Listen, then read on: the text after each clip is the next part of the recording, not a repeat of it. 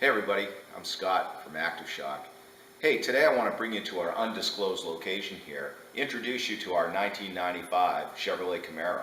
This particular car was the very first installation for the Berserker ASM system by Viking Performance.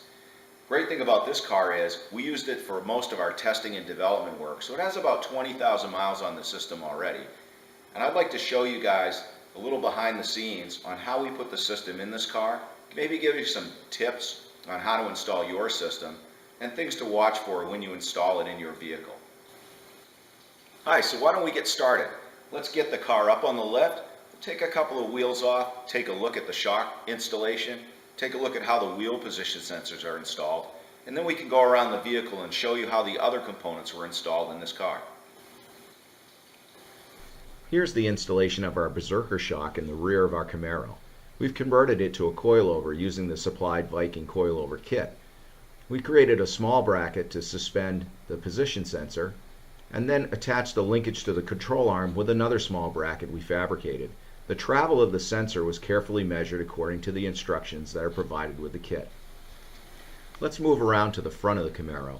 We've removed the inner fender well here so you can better see the components that we've installed. The shock was a direct replacement for the OEM shock that was fitted to the vehicle. We mounted the position sensor flat against the inner fender well and then ran the linkage down to the lower control arm where we fastened it to the control arm with a threaded tapped hole. We ran the hoses along the sway bar and towards the front of the car fabricated a bracket to hold the manifold assembly, which included the valve and the charge canister. The wiring from the valve was easily connected to the ECU since the ECU was mounted above on the frame rail. The wiring was then run back along the fender well and secured with P-clips along the way to keep it securely fastened. The wiring was then fed through a grommeted hole into the passenger compartment where it will be connected to the master controller. Now that you've had an opportunity to see how we installed the shocks and the wheel position sensors, let's go under the hood and take a look at the steering sensor. Steering sensor is a second component in our sensor suite that tells the ECUs whether you're turning the wheel in the right or the left direction, and also at the rate at which you're dialing in steering angle. Those are important pieces of data that help the ECUs make a decision on the proper damping commands for the vehicle. With the engine compartment open, let's take a look down next to the steering column and show you how we installed our steering sensor. The steering sensor and bracket are fitted to the fixed end of the column. The toothed wheel is attached to the steering shaft, which rotates when you turn the steering wheel.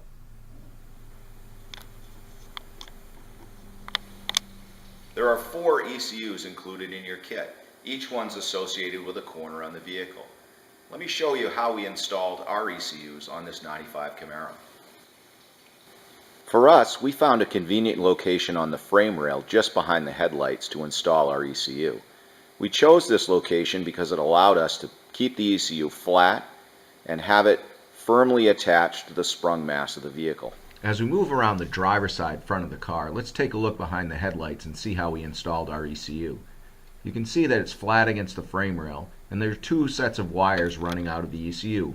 One attaches to the position sensor, and the other runs forward to the cabin of the vehicle, where we'll connect it to the master at a later time. In the rear, we found a convenient mounting location on the body just above the wheel well that allowed us to connect the wires from the ECU to the position sensor in the wheel well and also run them up front to connect to the master controller. With the ECUs installed in the vehicle and the wires run into the passenger compartment, we next had to provide power to the system.